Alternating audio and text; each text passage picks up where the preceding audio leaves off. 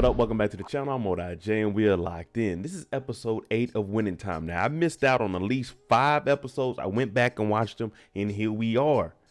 We are jumping back into Winning Time. I've been gone for a while, but we are back, and we are about to do this thing right. But before we jump into this episode, shout out to the notification gang. If you're new to the channel, you want to be a part of it, hit the subscribe button, turn on your notification bell so you get something every time I upload. Hit that like button. It's the easiest thing you can do. Now, Dr. Bus, he has the organization up and running. And he's trying to make things happen because you remember everyone doubted him when he jumped into this new business matter. So let's jump into it. This is Winning Time, episode 8. In the opening scene, we have Dr. Bus comparing himself to a man that broke the 4-minute mile mark. Now, he does give us a little history lesson, and I'm glad that we hear it because I actually went to the original, the modern day 1896 First Olympic Stadium in Athens, Greece. Now, he's saying his comparison is that no one expected him to be able to do that when he was running that 4-minute mile. They call it that because, it's under 4 minutes. But he's saying that's the same thing that's happened with him and the Lakers. He was just running and he wanted to give up. But on the last lap, he heard a loud roar. Basically, everyone in the crowd was supporting him. And that guy finished the first 4-minute mile in 3 minutes and 59 seconds, .04. So Dr. Bus, he put in that work and he's seen the finish line. Now, if you listen to what he's saying is being first is the best because this guy, he wasn't an athlete. He was a scientist and he figured out that it wasn't physical. It was mental. Now, he did it first. It took 2,000 years to do it. But then the next person to do it, it only took 46 days. But guess what? No one remembers who that was because if you weren't first, you were last. 2 days before the All-Star game, my boy Magic got the most votes. He out here, he's signing on them breastises. Magic being Magic. But the reporters coming up and saying, man, some of the veteran players, they wouldn't have voted you in. And 19 of them picked Larry Bird. But Magic didn't let that get to him. He said, well, it looks like they know what's up. And plus, the old heads ain't really seen me hoop. And I'm just a rookie. So that's expected. Magic is a smart man. Downplay it. Now, we have Pat Reilly talking to one of the players, and he seen him getting beat up and abused out there. Now, he was limping off. You got to understand, they weren't making a lot of money back then. And even players now, when they get hurt, the ones that really want to win, you're going to see them try to play through it. And Pat Reilly is telling them, look, I see you banged up, and we're not going to win a championship with you doing this. So take the time off and get healed, especially if you want to win you one of these rings. Now, Pat won one, saying. Now, they're in the locker room going over their strategy because they're going for a championship this year. And right now, they got a better record than the Boston Celtics. But we're not worried about them. We're trying to handle business on our home court.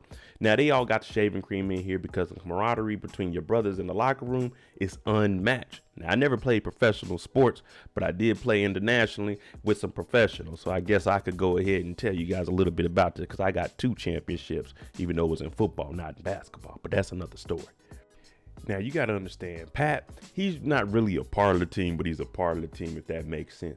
But they're in there, and he wants to know who put our man on the bench. Now, you remember Pat was just telling him you need to rest up a little bit. That's because they're trying to get his trade value up good. Now, coach is saying, I'm back, and I'm traveling with the team. I want him in the starting lineup because he's not trying to get rid of him. And, Pat, he's trying to, saying, look, if y'all do this, we can win us a championship. You know what I'm saying? But the coach don't want no parts of that. We know how the Bus family is really operated and how they're running. Now, Jeannie Bus, she's hearing all of this information because her people, they got a plan, but it doesn't fall in line with what her and her father have going on. Now, Jeannie, from the first episode, we seen that once she heard that her dad was buying this team, she wanted to be hands-on and involved with it. Now, this plan that they're coming up with is pretty much trying to X Dr. Bus out of this because he needs the show. He needs all of this. It's a facade, according to her. Now, Jeannie Bus is hearing this and she's like, I'm not going to lie to my dad about everything that's going on because for her, this is like a business opportunity and they're kind of like partners. Of course, he's the boss, but he gave her an opportunity. He threw her in there and he's letting her do her thing. So she doesn't want to cross her dad in. We know that the end goal and where we're at now, of course, not crossing your father puts you in a situation to be bigger than you ever would have been. So I got to give Jeannie credit for not switching up on her father. Now, Grandma Bus is trying to get Jeannie on board. And when she gets to the house, they have a little welcoming home party for her. And now Jeannie's kind of seeing what Grandma was saying about Dr. Bus. He needs this. He thrives off of all the attention and everything that he's getting. But what he's really doing is trying to build, something for the family. Even though we know that them books, the money ain't really there, Dr. Bus is going to figure it out. And he also bought Grandma a color TV for the All-Star game. Cookie and Magic, they've been having this back and forth. He really wants her, but he's living that lifestyle that she really doesn't want to be a part of, even though you can tell she's still interested in Magic. Now, she did get a job opportunity in Detroit. He's like, dang, that's good. But she said, I also got one in LA. So for him, he's thinking, oh, shoot, you about to be out in LA with me? And she's like, oh, what?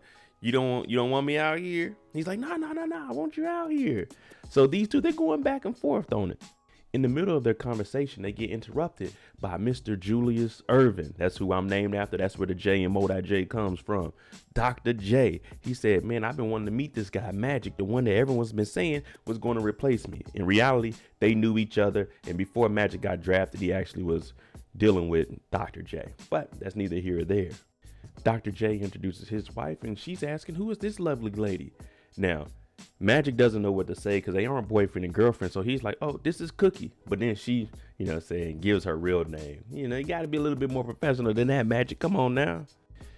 David Stern comes over and he's talking to Magic and saying, hey, we like to talk to you guys after this, our two most promising rookies, and talk about the future of the NBA. Because you got to remember, they were folding at this point. And I tell you guys all the time, it's business first, entertainment second, competition third. And y'all starting to see that now. Magic doesn't like hearing that because it's him and Larry Bird. He wanted to be himself. But Jerry West is here with his little Hall of Fame trophy. And the trophy starts talking to him like, man, you just don't know how to take it in. You weren't even happy when we did win. Now, Jerry, he got a lot of demons in his head. The team, they over here watching the All-Star game. They see Dr. J dunking on Kareem.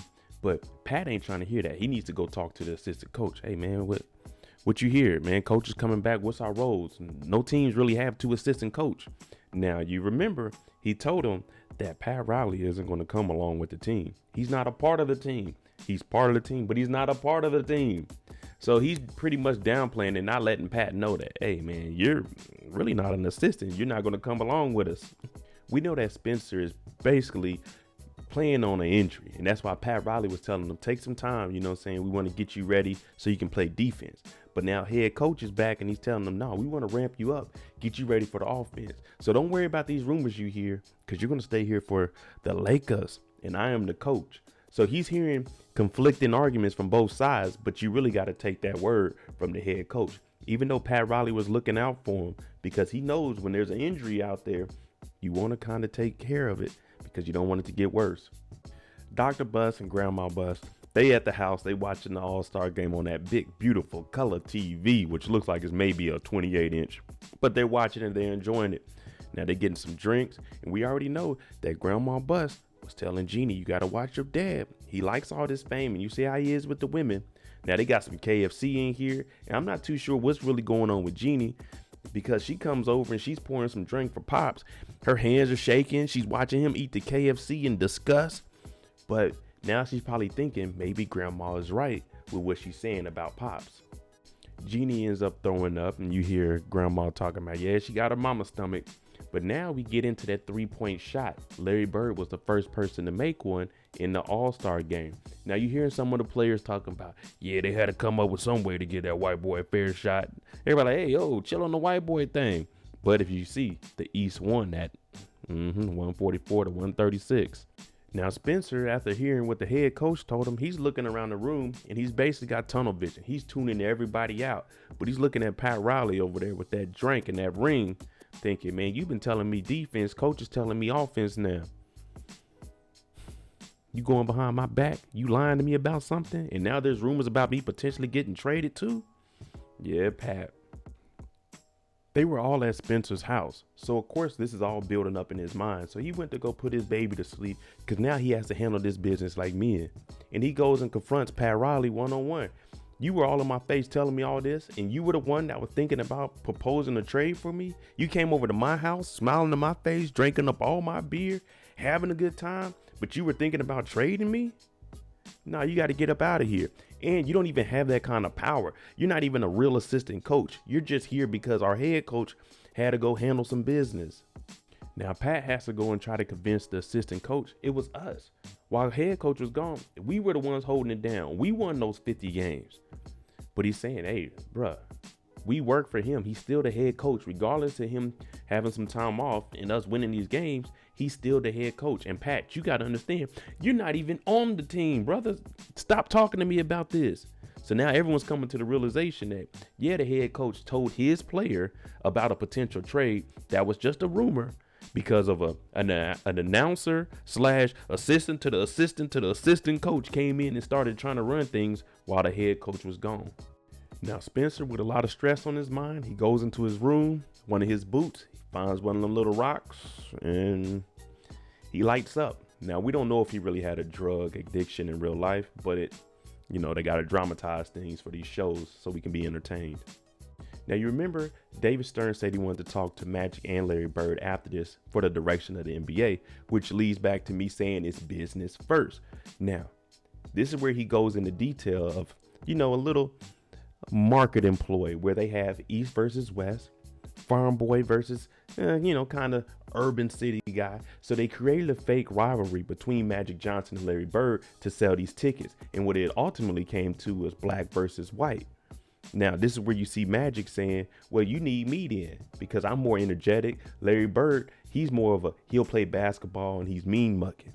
And also, give me the rookie of the year. You know what I'm saying? Let's go ahead and do that because forget whatever they say. The NBA has power over everything. Like everything runs through them and they have total control and they have final say on anything that goes down. Never forget that. Larry Bird shows up and he doesn't say a word. He sits down and you hear Magic antagonizing him all night. Oh, good win out there. Too bad you don't got that 3-point line out in Boston. Yeah, I know. So basically what he's doing is trying to ruffle a little bit of feathers here and show them that Bird isn't the energetic, that bright light, that force that the NBA needs to be the face of it. So Magic is doing his thing. Magic gets home. He's hyped. Ooh, I had Larry exactly where I wanted. He wasn't talking. But of course, things is never sweet with Cookie and Magic. She in here packing up. She talk about, yeah, I talked to my friend Rhonda. He's like, oh, your friend Rhonda? She said, yeah, yours too. Did you at least wear rubber? He's like, oh man, we did our thing, but you wasn't there. Like Magic getting all kinds of caught up. Now it turns out Rhonda, she's pregnant. Now, do I believe that she's pregnant? No. Because, we see it all the time. Groupies get with a celebrity. That's what they want, to be pregnant. But in this event, Cookie's upset. Magic, you brought this one on yourself. If you going to mess around, you don't mess around with the friend. Now, this is back in the 80s. So Magic saying there ain't going to be no Magic Jr., he couldn't say that in today's environment. They'd be on his head. Oh, my God, he wants to get rid of the child. Then he trying to say, we got Dr. J's event. Cookie stormed out. She not trying to go to church and see Rhonda getting bigger every day. Yeah, she got to walk around and deal with that embarrassment. Now, it's not embarrassing. It's embarrassing for Magic. Shouldn't be embarrassing for you. You didn't do anything. I don't know why people get upset about that. If my chick got pregnant by another man, I'm not embarrassed about it. I'm not with her no more. We ain't together. They about to do whatever they need to do. But Cookie storms out. Dr. J. Now y'all see why I was named after this man. He came over and told him, like, look, man, you in the moment right now. Losing a good woman, it ain't a good thing. But think about it. Nothing was really broke. The cops weren't called. And ain't no woman, damn woman in this world gonna be after you if don't nobody else want you. Me and Dr. J think just alike.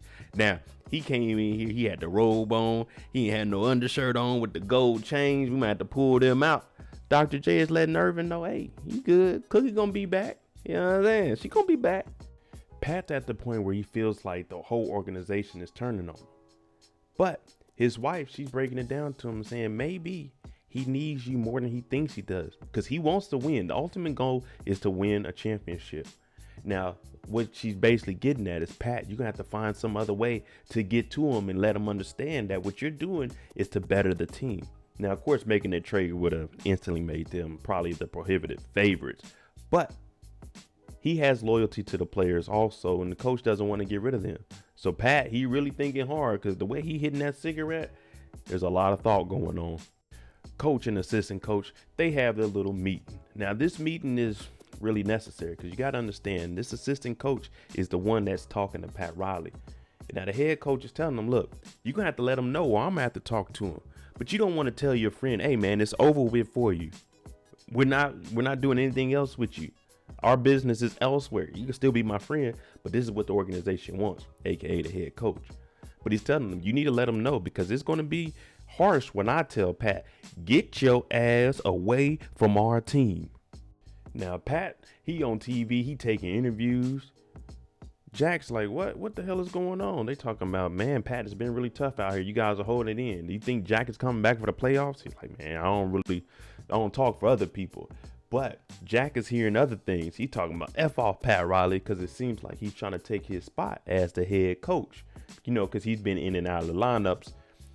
But you see Pat Riley respond on TV, and this is a fake response. Jack says, F you. Pat Riley says, after you. Like, damn, you got to be really going through it if you thinking like that, watching TV, thinking that they talking back to you. Paul goes straight to Pat and it's like, hey, bro, you can't air out our dirty laundry on TV like that, because to him, Jack is the head coach. He had his little incident and now he's back. But Pat's telling him, we're not going to be able to win with him being back. And he's like, man, that's a brother to me. You can't go on TV saying this. Now, we also know that he's going through his own little thing, and we start to see some blood come from his body.